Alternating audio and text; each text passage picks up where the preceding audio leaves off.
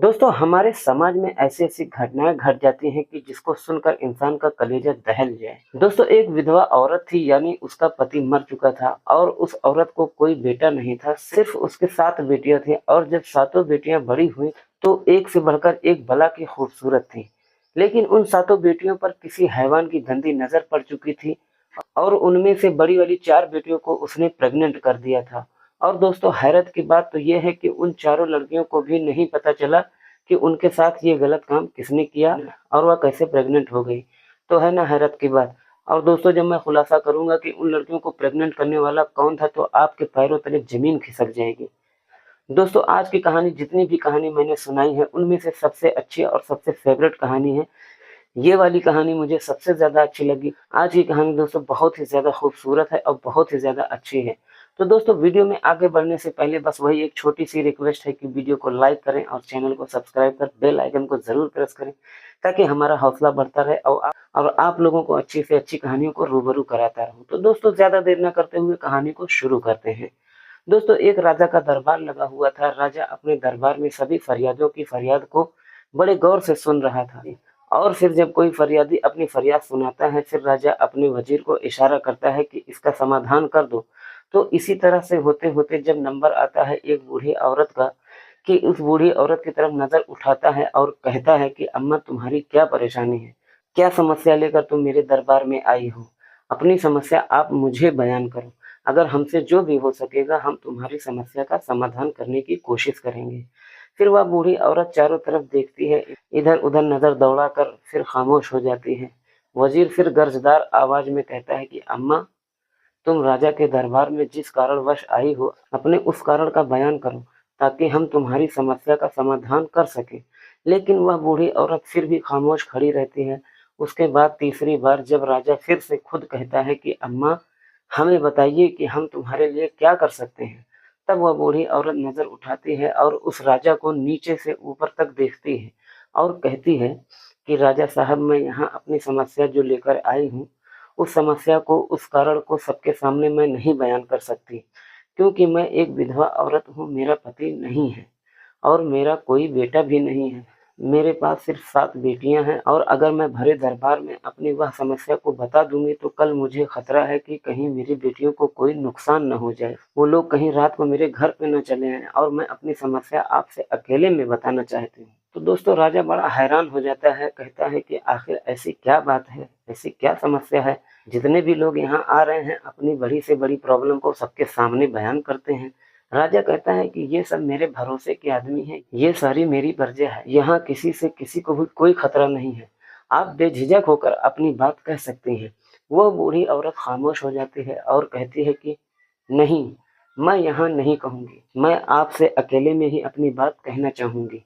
राजा अपने वजीर की तरफ देखता है और अपनी कुर्सी से उठ कर के अंदर चला जाता है। और फिर उस वजीर से इशारा कर देता है कि औरत को अंदर कमरे में भेज दो। राजा के जाने के बाद फिर वजीर उस बूढ़ी औरत से कहता है कि अम्मा आपको अंदर राजा साहब ने आपकी बात सुनने के लिए बुलाया है। 2 सिपाही उस औरत को साथ में ले जाते हैं। वह औरत नजर उठाती है, वहां पर खड़े हुए लोगों के ऊपर नजर डालती है और फिर नजरें झुकाकर अंदर चली जाती है। और अंदर राजा साहब उस औरत का इंतजार कर रहे थे। जब वह औरत राजा साहब के सामने पहुंचती है तो अब राजा साहब कहते हैं कि अब आप अपनी समस्या बताओ, यहाँ पर कोई नहीं है तुम्हारे और मेरे अलावा। वह बूढ़ी औरत राजा के पैरों में गिर जाती है और गिड़गिड़ाने लगती है, रोने लगती है। तो राजा साहब कहते हैं कि अम्मा मेरा दिल बहुत बैठा जा रहा है। मेरे राज्य में कोई इतनी परेशानी औरत हो और मैं ये सोच भी नहीं सकता। मैं सुनने के लिए बेताब हूँ कि तुम्हारी समस्या क्या है, ताकि मैं तुम्हारे दुखों पर मरहम न रख सकूं, ऐसा हो ही नहीं सकता। इसलिए मुझे अपनी परेशानी बताओ। मेरे राज्य में कोई दुखी रह ही नहीं सकता और अगर कोई दुखी है तो फिर मेरे राजा होने पर धिक्कार है। वह औरत कहती है राजा साहब मैं विधवा औरत हूँ, मेरे कोई बेटा नहीं है, पति को मरे हुए एक ज़माना गुज़र चुका है। मेरी 7 बेटियाँ हैं, मैं बड़े-बड़े घरों में रईस लोगों के घरों में बर्तन माँजती हूँ, साफ-सफाई, झाड़ू-पोछा करती हूँ, किसी का खाना बनाती हूँ और जो भी मुझे मेहनत मज़दूरी मिलती है, उसी से मैं अपना पेट भरकर गुज़ारा करती हूँ और उस ईश्वर का, उस भगवान का शुक्रिया अदा करती हूँ। आज तक किसी से कोई शिकायत नहीं की है कि मैं इतनी गरीबी में रह रही हूँ या अच्छी खासी जिंदगी जी रही हूँ। मेरी बेटियां इतनी नेक हैं कि कभी अपने सर से दुपट्टा सरकने नहीं देती, कभी भी वह मेरे बगैर अकेले बाजार में नहीं जाती, सिर्फ अपने घर में रहती है। कुछ दिन पहले की बात है कि मेरी बड़ी बेटी की तबीयत खराब हो जाती है और वह बेटी जब उसको मैं डॉक्टर को दिखाती हूँ तो डॉक्टर बताता है कि तुम्हारी बेटी पेट से प्रेग्नेंट है, उसको बच्चा ठहर गया है। ये सुनते ही मेरे पैरों के नीचे की ज़मीन खिसक जाती है और मैं ये सोचने पर मजबूर हो जाती हूँ कि मेरी बेटी ने किसके साथ मुँह काला किया है। जब मैं घर आती हूँ तो उसको मारती हूँ, पीटती हूँ और उससे पूछती हूँ कि बता इस बच्चे का बाप कौन है जो तेरे पेट में पल रहा है।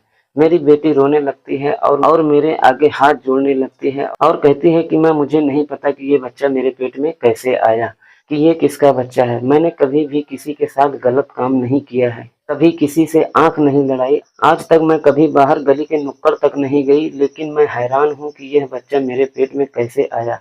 उसके बाद वह औरत अपनी बेटी पर भरोसा कर लेती है और कहती है राजा साहब मुझे अपनी बेटी पर पूरा भरोसा था क्योंकि मैंने उससे पैदा किया। और कुछ दिन बाद अपनी बेटी की उन बातों पर पक्का यकीन होने लगता है कि इसका किसी आदमी से कोई संबंध है ही नहीं। फिर कुछ दिन बाद वह एक बेटे को जन्म देती है। हम मजबूर थे, क्या करते, बेटे को जन्म दिया था, अब हम उसको पालने पर मजबूर थे।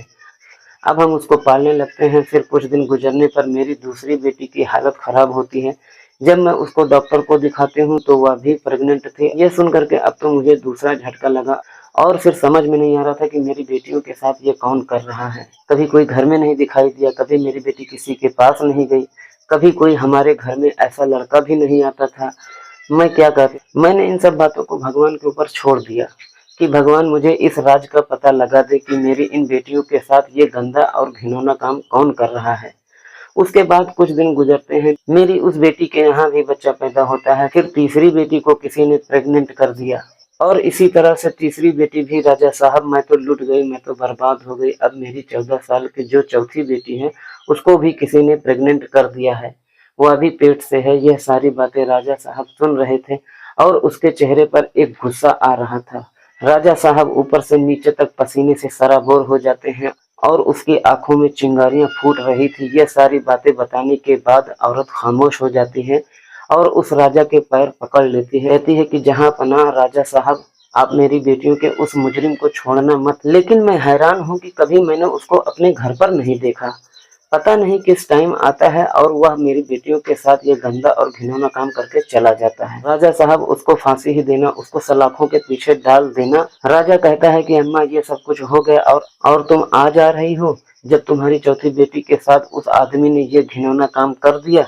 अगर काश तुम पहले बेटी के साथ जब तुम्हें ये पता चला था कि उसके पेट में बच्चा ठहर गया है, तभी अगर तुम मेरे पास आ जाती तो शायद तुम्हारी 3 बेटियां इस गंदे काम से बच जाती, उनको इस बदनामी का मुंह देखना न पड़ता। लेकिन तुम जो गरीब लोग होते हो, अपनी इज्जत मान मर्यादा का मान रखते हुए समाज क्या कहेगा, गांव वाले क्या कहेंगे, पड़ोसी क्या कहेंगे, इन सब बातों को देखकर उस जहर को पी लेते हो और फिर वही जहर अंदर ही अंदर तुम्हें अपने काटता रहता है और जब बात तुम्हारे बर्दाश्त से बाहर निकल जाती है तब मजबूर होकर फिर तुम्हें आवाज उठाना पड़ता है।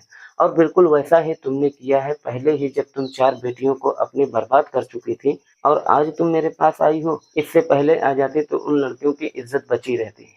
अब वो औरत अपनी गलती मानती है, हाथ जोड़ती है, कहती है राजा साहब जो कुछ हो चुका है उसको भूल जाओ और अब मेरी बेटियों को उस दरिंदे से जिसने मेरी बेटियों के साथ वह गंदा काम किया है उसको पकड़ करके कड़ी से कड़ी सजा दो। और वह राजा उस औरत को यकीन दिलाता है, कहता है कि अम्मा तुम अपने घर जाओ, अब ये समस्या तुम्हारी नहीं है, अब ये समस्या मेरी है। मेरी प्रजा में किसी को इतना बड़ा दुख कोई दरिंदा दे रहा है और मैं चैन की नींद सो रहा हूँ, मेरे ऊपर लानत है। उसके बाद वो औरत सर झुकाकर अपने सर पर दुपट्टा रख के चादर को अपने आप में लपेटे हुए वह वहां से चली जाती है और वह राजा अपने खुफिया रूम से निकलकर दरबार में आता है। दरबार लगा हुआ होता है, आकर वह बैठ जाता है। अब बाकी लोगों की समस्याएं सुनता है, लेकिन अब उसका मन रह रह करके बार बार उस औरत की बातों पर जा रहा था। दोपहर का वक्त हो चुका था। दोपहर भोजन के समय दरबार को 1 घंटे के लिए बंद कर दिया जाता है, खाना वाना खाने के लिए, यानी कि वह राजा उठ करके अपने कमरे में चला जाता है। तो अपने उस वजीर को भी कहता है कि मेरे पीछे मेरे कमरे में आ जाओ। जब राजा अपने कमरे में पहुंचता है तो इधर उधर वह टहल रहा था। तो वजीर समझ जाता है कि आज राजा साहब को कोई न कोई बड़ी समस्या है। वह पूछता है कि राजा साहब, आखिर जब से वो बूढ़ी औरत गई है और मैं आपकी परेशानी को देख रहा हूँ, वजह क्या है? राजा कहता है कि हमारी प्रजा में ऐसे ऐसे लोग, ऐसे ऐसे दरिंदे हैं कि वह किसी की भी इज्जत से खिलवाड़ करते रहते हैं। ये भी नहीं सोचते कि अगर उनका यह राज खुल गया तो उनको हम मौत से कम सजा नहीं देंगे। हमारा डर लोगों के दिलों से क्या निकल गया है? वजीर सोच में पड़ जाता है कि अचानक से राजा साहब क्या बड़बड़ा रहे हैं। कुछ समझ में बात नहीं आ रही थी। वजीर कहता है कि राजा साहब, ऐसी क्या बात है, आप मुझे साफ साफ बताइए कि उस बूढ़ी औरत ने आपसे क्या कहा और जो आप इतने परेशान हो रहे हैं। फिर वह राजा अपने वजीर से सारी बात को बता देता है कि इस तरह से कोई दरिंदा जो उस बूढ़ी औरत के घर में दीमक की तरह लग चुका है और उसकी 4 बेटियों को उसने प्रेग्नेंट कर दिया है और 3 बेटियों से उनको बच्चे भी हो चुके हैं। अब चौथी बेटी के ऊपर भी उसने हमला कर दिया है।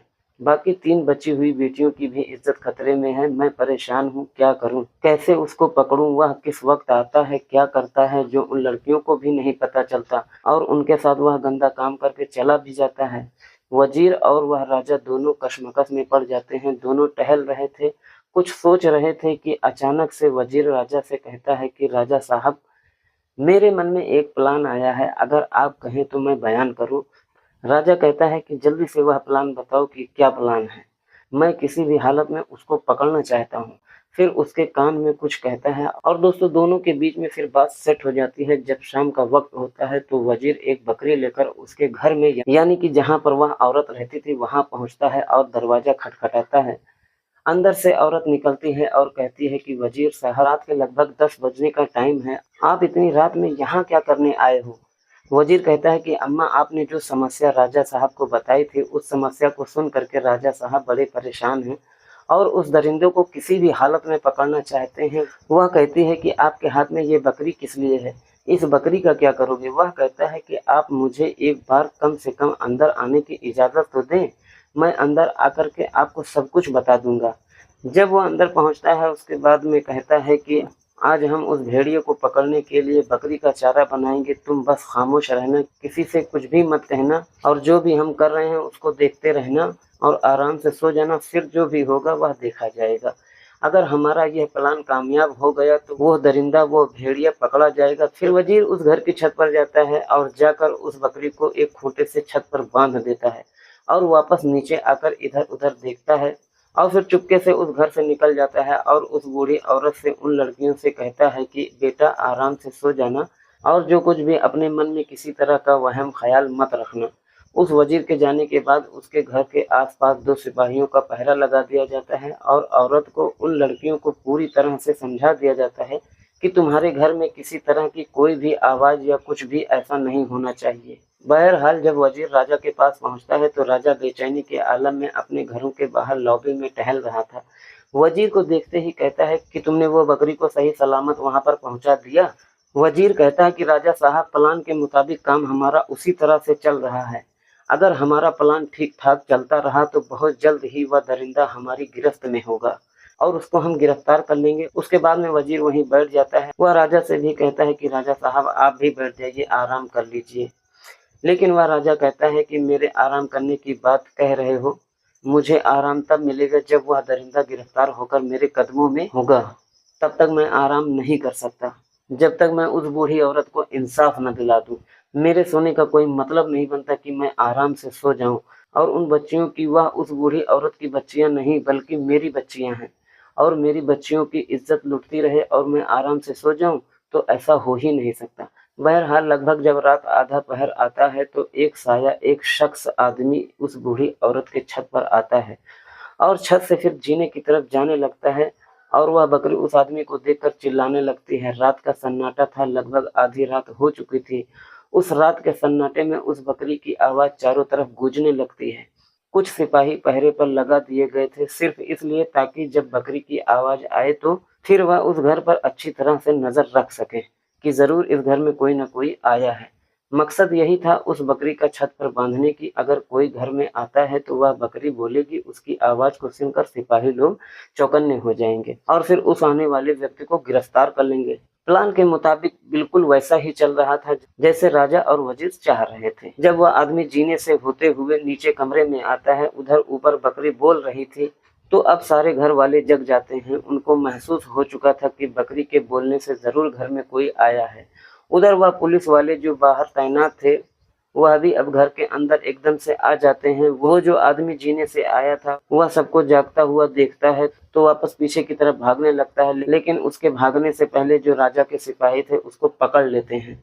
अब पकड़ने के बाद उसको हथकड़ी लगा देते हैं, क्योंकि आने वाले आदमी ने अपने मुंह पर काला कपड़ा बांधा हुआ था, इसलिए उसने अपना आधा मुंह ढका हुआ था। जब उस आदमी को वो औरत और वो लड़कियां देखती हैं तो देखती ही रह जाती हैं। उनके पैरों तले से जमीन खिसक जाती है। दोस्तों, वह औरत अपनी आंखों को बार बार मसल रही थी। उसे शायद यकीन ही नहीं हो रहा था कि वह आदमी हमारे साथ ऐसा कर सकता है।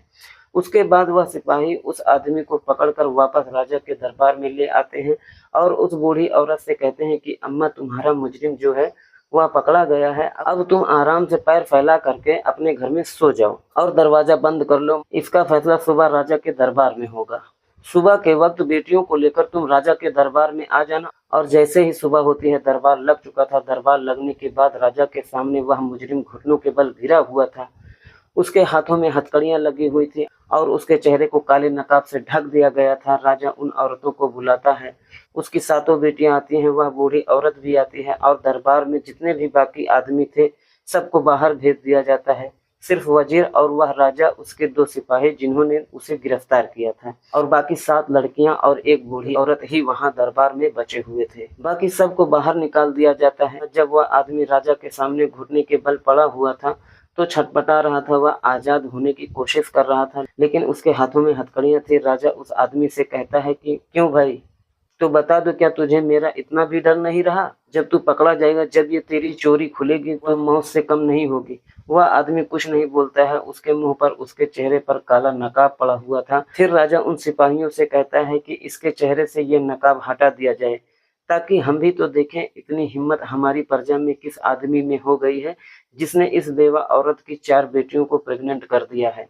बहरहाल जब उसके चेहरे को नकाब से हटाता है और उसका चेहरा सामने आता है, तो वह लड़कियां और औरत उसके मुंह पर थूक देती हैं और कहते हैं कि कमीने, बदतमीज इंसान, तुझे जरा भी शर्म नहीं आई कि तू अपनी भतीजियों के साथ यह काम कर रहा था? तेरी ये सभी भतीजी हैं, बड़े भाई की बेटी हैं, तेरी अपनी बेटी जैसी है। चाचा भतीजियों के लिए बाप के समान होता है। तुझे शर्म नहीं आई अपनी बेटियों के साथ ऐसा करते हुए? और फिर वह बूढ़ी औरत अपने उस देवर के मुंह पर एक जोरदार तमाचा मार देती है और उसकी आंखों से चिंगारियां फूट रही थी। वह राजा भी गुस्से में लाल हो रहा था और फिर उससे कहता है कि तुम अपनी भतीजी के साथ, अपनी सगी बच्चियों के साथ ऐसा जुर्म किया है, तुम्हारी सजा तो दुगनी हो जाएगी। कोई अनजान आदमी होता तो बात समझ में आती है, लेकिन बात रिश्ते की करें तो चाचा इन लड़कियों के बाप होते हैं। तुम चाचा ही नहीं बल्कि इनके बाप से बढ़कर हो। इनका बाप इस दुनिया में नहीं है तो इन बच्चियों की परवरिश, इनकी शादी ब्याह सब तुम्हारी जिम्मेदारी बनती थी, और तुम इन्हीं को लूट रहे हो। बहरहाल उसका चाचा कहता है कि साहब, ये हमारा घर का मामला है। राजा साहब, तुम इस बीच में मत पड़ो, हम अपने मसले को खुद सुलझा लेंगे। यह बात सुनकर वजीर मियान से वह तलवार रख देता है और कहता है कि इससे पहले कि तेरी गर्दन उड़ा दूं, सच सच बता कि तूने ऐसा क्यों किया। वह डर जाता है और सहम जाता है। फिर कहता है कि साहब, मेरा भाई मुझे बहुत प्यार करता था। मैं अपने भाई का इकलौता भाई था, यानी हम सिर्फ 2 भाई थे। मेरे भाई की शादी हो चुकी थी। मेरी शादी जब तक नहीं हुई थी तो मेरी हर फरमाइश मेरा भाई पूरी करता था, लेकिन शादी होने के बाद जैसे जैसे उसके घर में यह बेटियां पैदा होती गईं और पैदा होती गईं, तो फिर मेरी तरफ से उसका ध्यान हटता गया, और मेरी तरफ से ध्यान हटने के बाद उसका सारा ध्यान अपनी बेटियों और अपनी बीवियों पर था। मेरी परवाह वह बिल्कुल नहीं करता था। मैं अपने भाई से धीरे धीरे नफरत करने लगता हूँ, और मेरी नफरत का यह नतीजा होता है कि मैं अपनी भाभी और अपनी भतीजियों से भी नफरत करने लगता हूँ। फिर किसी वजह से मेरे भाई की मृत्यु हो जाती है और मेरी भी शादी हो जाती है। मैं शादीशुदा था, लेकिन जैसे मेरी भतीजी बड़ी हो रही थी, जवान हो रही थी, उसकी खूबसूरती देखकर मेरे मन में लालच आ रहा था। यह देखते हुए मैंने अपनी भाभी से कहा कि भाभी, इन लड़कियों की शादी कर दो जल्दी से जल्दी। लेकिन मेरी भाभी ने इनकी शादी नहीं करी, और फिर मेरे मन में ऐसा शैतान बसने लगा कि मैं अपनी इन भतीजियों के साथ गंदा काम करने के लिए मजबूर हो जाता हूँ। फिर मेरी आत्मा जो है कि वह मुझे बार बार मेरा दिल जो है वह बार-बार मुझे रोकता होता है कि कितनी खूबसूरत लड़कियाँ हैं, ये बाहर किसी के साथ जाएँगी, किसी के साथ शादी होगी, इनकी खूबसूरती का मज़ा कोई दूसरा लेगा, इसलिए मैं खुद इनकी खूबसूरती का मज़ा लूँ। बस यही सोच कर के मेरे मन में शैतान आ जाता है और फिर मैंने एक तरकीब आज़माई। एक हकीम के पास जाता हूँ और वहाँ उससे बताता हूँ कि कोई ऐसी जड़ी-बूटी दे दो, जिसको सूंघने के बाद सब बेहोश हो जाएँ, कम से कम 2-3 घंटे के लिए गहरे नींद में चले जाएँ, ज़रा-सी भी आवाज़ ना कर सकें। कि उनके साथ में कुछ भी हो रहा हो तो उनको पता भी ना चल सके। मैं उससे एक जड़ी-बूटी लेकर आता हूँ और रात के अंधेरे में अपनी भाभी के घर के छत की तरफ आता था, फिर सीढ़ियों से उतरता था और फिर सबको धीरे-धीरे वो जड़ी-बूटी को सूँघा देता था। जब वो गहरी नींद में पहुँच जाते तो जिस लड़की के साथ मुझे वो गलत काम करना होता था, तो मैं रात में उस लड़की को बेहोशी के आलम में उस लड़की के साथ अपनी हवस का शिकार बनाता था। और फिर हवस पूरा करने के बाद आराम से बाकायदा उसको कपड़े पहनाने के बाद, उसके जिस्म को पूरा साफ करने के बाद, साफ-सफाई करने के बाद फिर वापस आ जाता था। यानी मैं उसके जिस्म को बिल्कुल साफ करके उसके कपड़ों को पहना करके ऐसा कर देता कि सुबह को वह उठे तो उसको कुछ पता ही ना चले कि उसके साथ किसी ने कुछ गलत काम किया है। और मैं अपने इस मकसद में कामयाब होता जा रहा था। इसी तरह से मैं कई साल से इन लड़कियों के साथ काम को अंजाम दे रहा था और बड़ी साफ-सफाई के साथ कर रहा था। किसी को भी पता नहीं चल पा रहा था और मैंने अपनी चौथी भतीजी के साथ जब वह सब कर दिया और वो भी अब प्रेग्नेंट हो गई थी, अब मेरा निशाना जो है वह 5वीं भतीजी पर था कि तभी मेरी भाभी ने जाकर तुमसे शिकायत कर दी और फिर मैं पकड़ा जाता हूँ। अब मैं उस बकरी को देखकर समझ जाता हूँ कि वह बकरी जो ऊपर बांधी गई है वह मुझे चारा बनाने के लिए बांधी गई है और मैं वापस चला जाता। मेरा दिमाग काम कर जाता तो मैं कभी पकड़ा ही नहीं जाता, लेकिन मैं शायद उस बकरी पर ज़्यादा ध्यान नहीं दिया, सिर्फ़ इसलिए कि शायद मेरी भाभी ने ये बकरी खरीदी हो दूध निकालने के लिए, दूध पीने के लिए और इसको छत पे बाँध दिया है, बस मैंने यही सोचा। लेकिन मैंने यह नहीं सोचा था कि बकरी मुझे चारा बनाने के लिए बाँधी गई है। बस यही मेरी भूल थी और यहीं से मैं पकड़ा जाता हूँ। उसके बाद जब वो अपना जुल्म कबूल कर लेता है, सारी बात बता देता है, तो फिर बादशाह वज़ीर की तरफ हल्का-सा इशारा करता है, तो वज़ीर बिना उस आदमी को सँभले जब तक कि वह आदमी कुछ सँभल पाता, कुछ समझ पाता, उससे पहले ही उसकी गर्दन को उड़ा देता है। यानी उसकी गर्दन को उसके धड़ से अलग कर देता है, उसका जिस्म थोड़ी देर तड़पता है और फिर हमेशा-हमेशा के लिए ठंडा हो जाता है।